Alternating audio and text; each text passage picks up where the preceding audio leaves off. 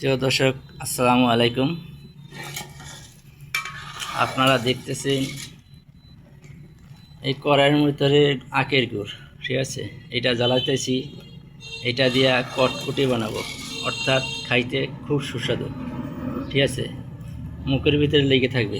শুধু খালি গুড়ই না, ঠিক আছে, খালি গুড়ই দেবো না, এর ভিতরে আরও কিছু দেব। এটা হচ্ছে নারকেল। এই যে নারকেল নারকেল কুড়াইছি, ঠিক আছে, নারকেল দেব। আবার খালি নারকেলই দেবো না, আবার সুস্বাদু খাবার এই যে বাদাম দেব, ঠিক আছে। এই বাদাম এই গুড়ের ভিতরে ঢেলে দেবো। গুড়টা যখন আর একটু ঘন হবে, যখন দেখবো হওয়ার মতন, সেখন বাদাম নারকেল দিয়ে দেবো, দিয়ে এটা কটকটি বানাইব, ঠিক আছে। এটা মার্কেটে বিক্রি করব, ঠিক আছে। এটা বিক্রি করলে আমার 800 থেকে 1200 টাকা পর্যন্ত আর কি বিক্রি নামে লাভ হয়, ঠিক আছে। এই জায়গায় 700 টাকার নারকেল বাদাম আছে, গুড় আছে 700 টাকার। আমার বিক্রি হবে 1600-1700 টাকা বিক্রি হবে, ঠিক আছে।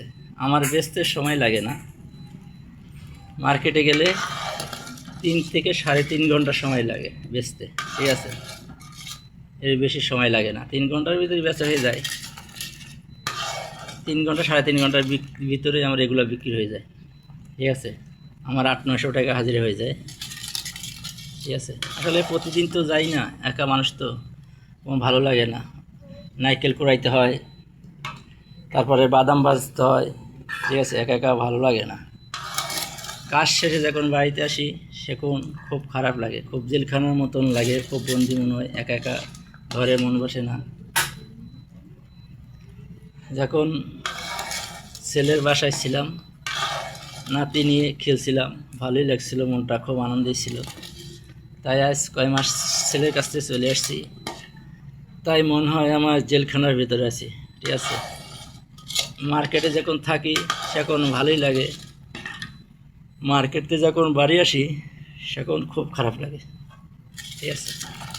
তাই যদি একটি মনের মানুষ পাইতাম, তাহলে আমি তার জীবনসঙ্গী করতাম, ঠিক আছে। ধন্যবাদ।